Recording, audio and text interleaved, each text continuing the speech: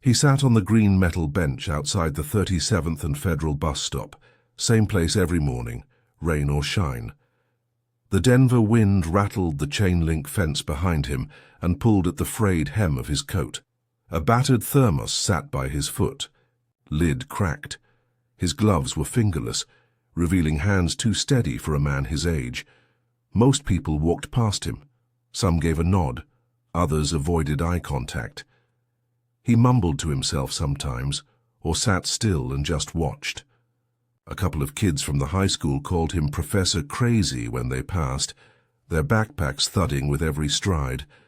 One time a security guard told him to move along, and he just nodded, stood, and walked 2 feet to the left before sitting again. He didn't smell. He wasn't drunk, but he was invisible all the same. The sign next to the bench had been graffitied years ago, a faded outline of angel wings, now tagged over with something that looked like a barcode. Beside it, his briefcase sat. Weather-worn leather, but clean. No one ever asked why a homeless man carried a surgeon's bag. It was mid-November, and unusually cold even for Denver. School had just let out early for the Thanksgiving break, and a crowd of teenagers gathered nearby. One of them, a thin boy in a varsity hoodie, suddenly stopped walking. His face turned pale, his knees buckled. "Hey!" someone called, but it was already happening. The boy crumpled like a marionette with its strings cut, falling to the concrete with a hollow thud. Screams broke out. Someone yelled for help. Phones came out, mostly recording, but the man on the bench was already moving. He didn't rush, he didn't flinch. He picked up his leather bag and crossed the sidewalk like he'd done this 1,000 times before. "Call. 911, he said calmly, kneeling beside the boy. "Now." No one argued. Something in his voice, sharp, precise, unshakable, cut through the panic like a scalpel. He pressed 2 fingers to the boy's neck. His pulse is irregular. "This is a cardiac arrhythmia."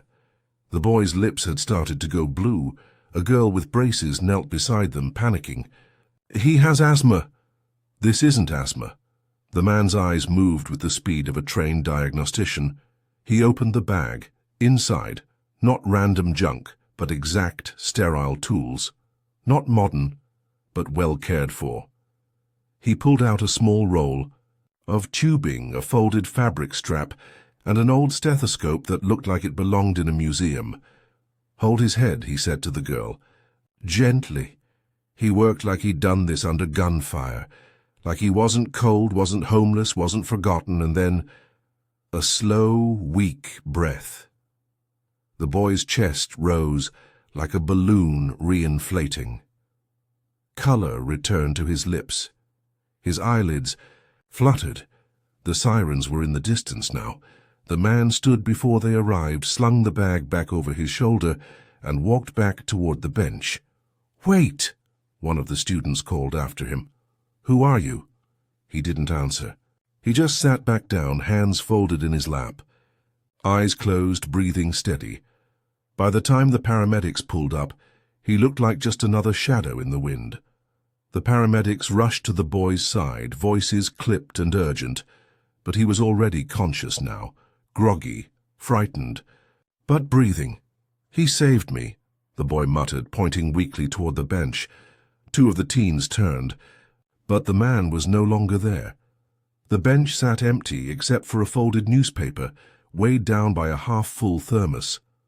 Officer Delgado showed up a few minutes later, called in for crowd control, but stayed longer when one of the students mentioned the man. He squinted at the bus stop, arms crossed over his jacket. "You're saying some homeless guy saved him? Like CPR?" "No, not CPR," said the girl who had held the boy's head. "He said it was a cardiac arrhythmia. He had a stethoscope. He knew exactly what it was." Delgado rubbed his jaw. "You got a picture?" "Of course they did." It didn't take long for someone to pull up a blurry phone video. The footage shook and wobbled, but the old man was there, kneeling, calm, with surgical precision. The look in his eyes wasn't guesswork. It was memory. By the time the video started to go viral that evening, the man was already back at his usual place, the corner of 37th and Federal, thermos in hand, coat zipped tight. He wasn't surprised when Officer Delgado parked across the street and approached him. "You got a license to practice medicine, Doc?" The man didn't look up. "I haven't practiced in 23 years. Name? Harold. Last name doesn't matter."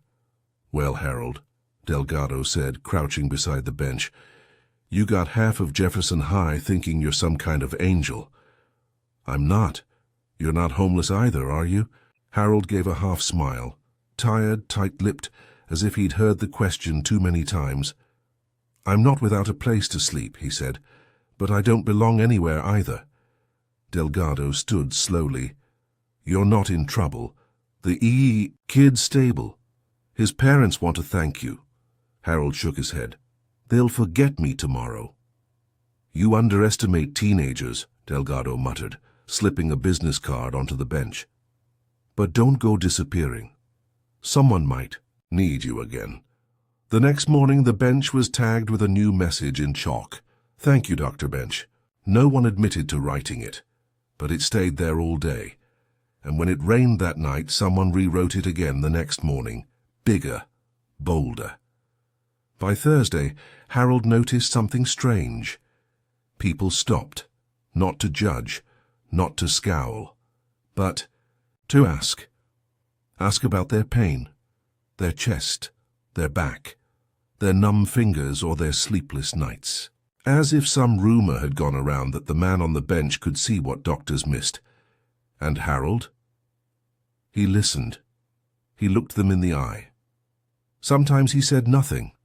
Other times he gave advice so sharp, so oddly accurate, it rattled people. And one time, just once, he pulled a young woman aside, looked her straight in the eyes and said softly, "You need to go to the hospital, now. It's your liver. Tell them to run a hepatic panel, and do not wait." She laughed at first, but she went. They caught it in time. Stage 2.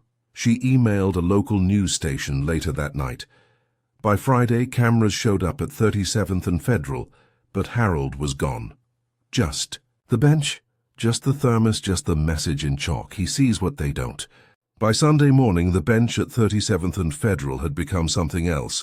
Not quite a shrine, not quite a clinic, but something in between. Locals left folded notes, questions written on napkins, a single yellow rose, a knitted scarf wrapped tight around the armrest as if to say, "We see you now." Even the street preacher across the intersection had stopped shouting into his bullhorn. He just watched now, head tilted, as if trying to puzzle out who or what Harold really was. But Harold didn't return, not for 2 days.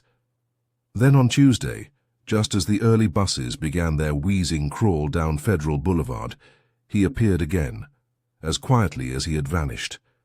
Same long coat, same worn gloves, same leather satchel. Like the weather and the world had meant nothing to him. This time, though, he was not alone. An older woman with a cane approached as he sat down.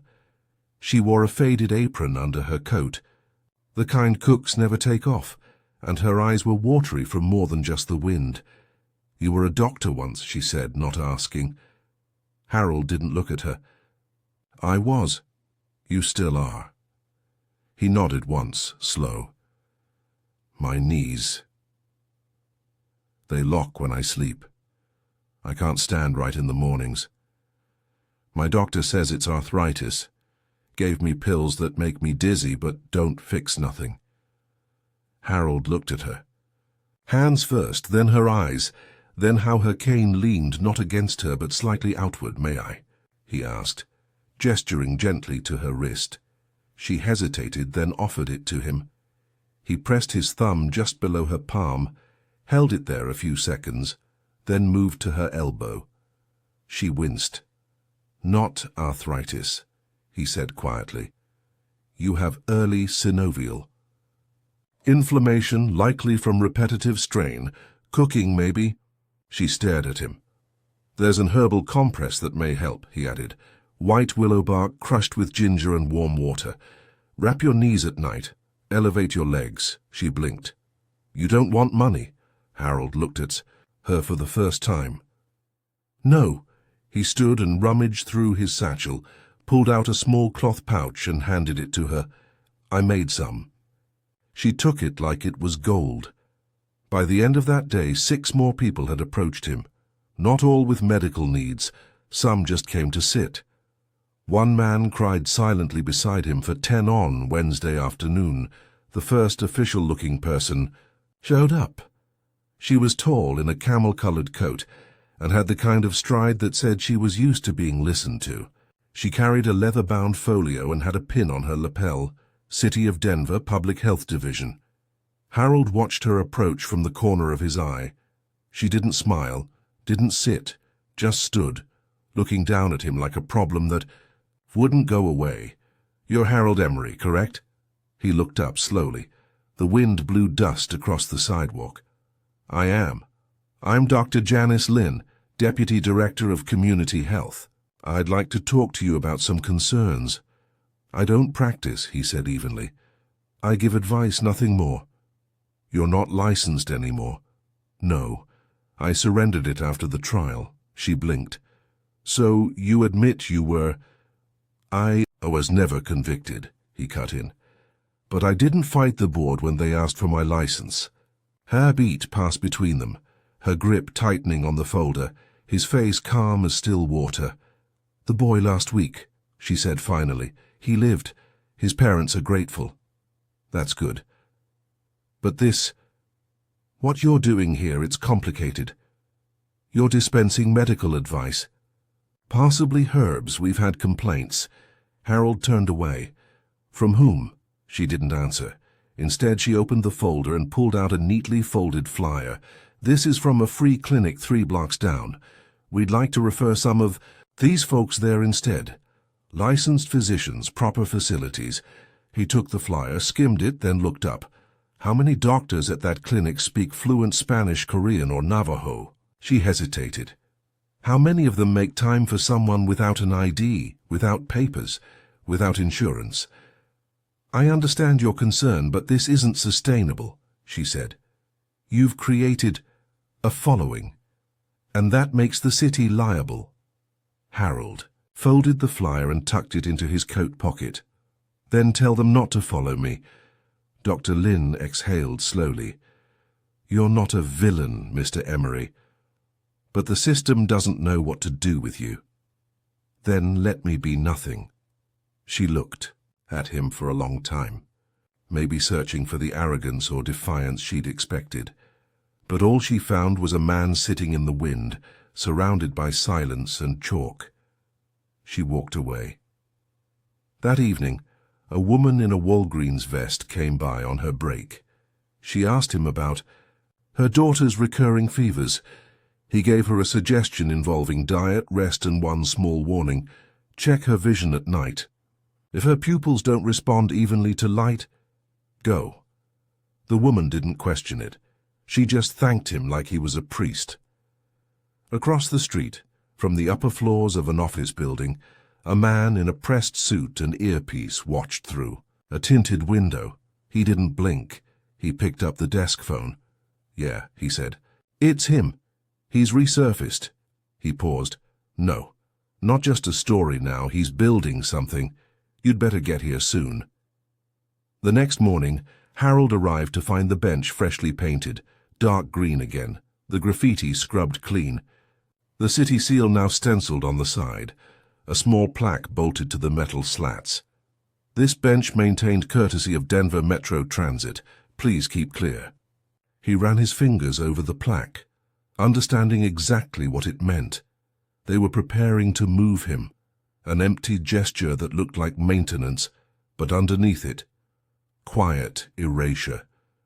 Reclaim the space. Neutralize the anomaly before it grew. Still, he sat. He always sat. But he noticed more cameras now, more suits. A couple of reporters circled the sidewalk like circling birds, not bold enough to ask questions yet, just recording footage from a distance. A young intern with a press badge tried to slip him a consent form. He didn't take it. What did catch his eye, though, was the girl from the bus stop, the one who'd helped hold the boy's head. She returned, this time without a backpack, carrying something tucked under her arm. She approached slowly, like people do when they're nervous about being remembered. "You probably don't recall me," she started. "I do," she smiled in relief. "My name's Lila. I brought you something." From under her coat she revealed a spiral notebook, thick, dog-eared, the first few pages covered in scribbled handwriting. "I started recording what you told people, like when you helped them, what it was, what you said, just in case. I thought if people had a record, maybe they'd listen more, or at least believe you're not just some guy handing out guesses." Harold took the notebook gently. The first page had a date, a time, and a short entry in her careful handwriting. "Boy collapsed. Said cardiac arrhythmia. Took stethoscope out of old leather bag. Wrapped tubing around wrist. Boy stabilized before EMTs arrived. Dr. Bench refused thanks. Walked back to seat." "It's good work," Harold said, thumbing through the entries. "You write like someone who watches." "I want to be a doctor," she said shyly, "but we can't afford pre-med. I'm saving up, working retail. But I figured if I can't study under anyone official, I'd at least study under you." That was the first time he blinked, truly surprised. "I'm not a teacher." "But you're doing medicine," she said. "The part that matters." A silence passed between them as a cold gust whipped down Federal.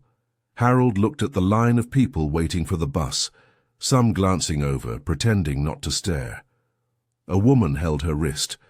A man coughed into a rag. One child clung to his mother's coat sleeve and looked at Harold like he was something out of a bedtime story. "Sit," he said finally, patting the bench beside him. "Open your notebook." Lila sat. They started small. He pointed out a woman, with discoloration on her fingers, Raynaud's possibly autoimmune. He spoke softly, never diagnosing out loud, but teaching Lila what to notice: posture, temperature, tension behind the eyes. The subtle signs most miss. By afternoon, people weren't just coming for help. They were watching Lila too, listening to the way Harold corrected her questions, the care in his voice, his patience. That's when the suit returned. The same man who watched from the tinted window. He walked up briskly, holding a manila envelope in one hand and wearing a perfectly measured smile. "Dr. Emery." Harold didn't look up. "I'm not a doctor anymore." "Still," the man said, offering the envelope. "You're being summoned." Harold finally turned to face him. The man's badge glinted. "State Medical Review Board." "This isn't a threat," he said. "It's an invitation." Lila froze. Harold stared at the envelope. He didn't reach for it. "There's been some interest," the man continued. "The footage, the cases. Some physicians are concerned and others are curious." He lowered his voice. "There's talk of restoration." That word, restoration, hung in the air like incense. The man tapped the envelope. "There's a hearing scheduled in 2 weeks. They want to see if the ghost is still real." Harold didn't move, just stared at the crack in the sidewalk. Lila watched him, unsure whether to smile or brace. Finally, Harold said quietly, "I don't need the license." The man tilted his head. "No, but the world might." He set the envelope down on the bench beside him and walked off. Harold stared at it, said nothing. But his hands, they trembled just once before becoming still again. For the first time in years, Harold didn't come to the bench the next day. The thermos wasn't there. The satchel wasn't resting beneath his boots. The green metal seat, now glinting clean with fresh paint, looked like it had never been occupied. At all, people noticed. Lila waited an hour, notebook in hand. A mother pushing a stroller paused and looked around, confused. An elderly man with swollen ankles stood awkwardly beside the bus stop and then shuffled away, eyes downcast. Even the chalk message on the sidewalk, "He sees what they don't," had been scrubbed clean by city workers overnight, and still no Harold. Inside a cramped room on the second floor of a modest housing complex across town, Harold sat at the edge of a twin bed, envelope still unopened in his lap. The room was tidy, sparse. Everything in it had a place, a story, and a silence. The satchel was on the dresser, carefully polished. Inside, the stethoscope folded clean, the threadbare gloves, a weathered photograph of a woman smiling beneath. Autumn trees. He stared at the envelope, tapping it lightly with one finger. There had been a time he would have opened it in seconds. He used to welcome hearings, challenges, boards. He believed in logic, protocol, structure. But structure had failed him once, and in that failure, the world lost a doctor and gained a man most thought was gone. A knock at the door pulled him back. He opened it to find Lila, breathless, cheeks flushed from the wind. "I looked up your name," she said, holding her phone. He didn't stop her. "There's barely anything online. Your trial was sealed. But I found a medical journal article. Harold, Emory cardiovascular surgeon. You were part of a pediatric innovation task force. You published papers. Why don't people know this?" He sighed and stepped aside. She entered slowly, staring at the room. The absence of clutter. The surgical precision in everything.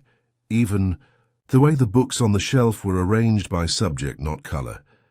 "You disappeared on purpose," she said, almost in awe. "I didn't want to be found. But now you have a chance to come back. The hearing." "I didn't ask for that," he said. She looked at him with pleading eyes. "But we did. All of us. The people who came to the bench. You've helped dozens in just 2 weeks." "What if you could help hundreds, thousands?" He sat back down, the envelope still unopened. "Do you know what it feels like to have everything you are questioned in a courtroom?" She didn't answer. "My hands," he whispered. They never shook, not once in 30 years. But when that trial ended, when they stripped the title, the dignity, the trust, they started trembling. Not because I was guilty, but because I stopped being seen as good. Lila knelt beside him. "Then let us be the ones to see you again." Silence passed between them. Then he handed her the envelope. "You read it." She opened it carefully. Inside was a printed invitation to a restorative license hearing with a scheduled testimony panel and character witnesses requested. Lila's eyes scanned the bottom. There's a line that says, "Community testimonial. Evidence may be submitted." "I think they want to hear from the people you've helped." Harold looked up. "And who would speak?" Lila closed the envelope with care. "I think you'd be surprised how many people remember the man who didn't ask for payment, the man who stayed after the ambulances left." She stood. "I'll gather them." "You're 17, he said almost with a smirk. "I'm 17 and furious, that's enough." She left, letting the door close gently behind her. Harold sat in the quiet again. But this time the silence felt different, less like exile, more like waiting. By Monday, 37th and Federal had changed. There was no press release, no formal gathering, no parade, just a quiet current in the city air. Like something was returning, that no one could name but everyone could feel. And this time the people came with purpose. A man in construction boots stood holding his hard hat, waiting silently by the bench. A mother with a baby in a carrier leaned against the bus sign, whispering to her child. Their teenager with a limp and a Veterans Affairs hoodie sat cross-legged on the pavement, sketching Harold's satchel from memory. There was no sign of Harold yet, but Lila was there, clipboard in hand, notebook under her arm, phone buzzing non-stop. She moved like a campaign manager, like someone running for something she didn't want for herself. She greeted each new arrival with a nod, collecting names, stories, signatures. "Harold helped my mom," Said it was her kidneys when the clinic. Said it was stress, one woman said, signing the clipboard. He knew my cough wasn't bronchitis, said a bus driver. Told me to get a chest scan. Found a mass early. I just sat by him, said an old man quietly. Didn't say a word. He held my hand. That was enough. Some signed the petition to the State Medical Review Board. Some recorded short testimonials on Lila's phone. Others just stood there, guarding the bench like it was sacred ground. By late afternoon, the bus stop had the feel of something more than transit. It felt like community, like protest, like prayer. And then, without warning, Harold returned. No. Grand entrance. Just the familiar shuffle of his boots. His coat collar turned up against the wind. The satchel in one hand, thermos in the other. The crowd parted. Not in applause, just in respect. He nodded to a few familiar faces, gave a quiet hello to the child who waved, sat down in the center of the bench and placed the envelope, now opened, on his lap. Lila approached, her voice low. We have 74 signatures, 23 video stories. Channel 9 wants to do a piece. He looked at her with quiet awe. You did all this in 4 days? I didn't do anything, she said. They just needed someone to say it mattered. She sat beside him. He handed her the envelope again, this time folded flat with a single sticky note inside. We'll see you at the hearing. R.M. Across the street, a black SUV idled. Inside, the same suited man watched the growing gathering. He made no call this time. Just observed, his mouth tight, fingers resting on the steering wheel as if he already knew the story was no longer his to control. Back at the bench, Harold looked at the skyline. I spent 2 decades trying to forget what my hands could do, he murmured. You didn't forget, Lila said. You just gave it away quietly. I was waiting for someone to notice, she smiled. They noticed. As the sun dipped behind the buildings, casting long golden streaks across the sidewalk, a small girl walked forward. Maybe 6. Maybe 7. She held a drawing made with crayons, Harold sitting on the bench, surrounded by light. She handed it to him, then ran back to her mother without a word. He stared at the picture. For the first time in years his hands trembled, not from fear, but from being seen. The hearing room wasn't grand, just a rectangular space in a government building with tan walls, overhead fluorescents, and chairs that creaked when you leaned too far back. But it was full. Reporters lined the back. Locals from Federal Boulevard filled every seat they could. Even the woman with the cane, the one Harold gave the willow bark to, had found her way inside. She wore a pressed blouse and a smile like armor. At the front sat the panel, 3 physicians, 1 legal advisor, and a representative from the State Medical Board. Their expressions were professional, blank, watching. Harold stood quietly before them, not in a suit, but in the same long coat. He didn't try to impress, he didn't beg. He only answered their questions with the same clarity he once used in operating rooms. Yes, he surrendered his license voluntarily. Yes, the allegations were dismissed. No evidence, no conviction, but the damage had been done. Yes, he walked away. Not because he was guilty, but because the weight of being doubted by people who once trusted his hands had broken something inside him. Then came the testimonials. One by one the people stood, not dramatic, not rehearsed. A bus driver who credited Harold with saving his lungs. A mother who said her daughter was now seizure-free. A girl with a stutter who said he was the first adult who never rushed her words. Lila stood last. Her voice shook at first, then steadied. He never charged us, never asked for thanks, he just stayed. He sat on a cold bench with aching knees and told strangers the truth about their own bodies. He didn't pretend to be a savior. He just remembered how to care, Silence followed, the kind that felt like held breath. The board called a recess. Harold sat in the hallway alone. Lila sat beside him, this time without a notebook. "I don't know what they'll say," she murmured. "It doesn't matter anymore," Harold replied softly. But then the door opened. A staffer stepped out and nodded to him. "Mr. Emery, they'd like to speak to you." He stood, steady now. Inside, the board had returned. The lead physician adjusted her glasses and spoke gently. "Mr. Emery, we can't undo what was done to your name, but we can say that in the eyes of the board, your license is eligible for restoration." Gasps behind him. Hands clapped over. Mouths the sound of soft sobs. "We'll require refresher evaluations, peer interviews, but the community advocacy, it speaks for itself." They paused, then added, almost apologetically, "You were never truly gone, just forgotten." Harold nodded once. "Then let me return," he said, "but not to a hospital." The board looked at one another. "I want a bench," he said. "A place where people come without insurance, without fear. I don't want a title. I just want space to see them again."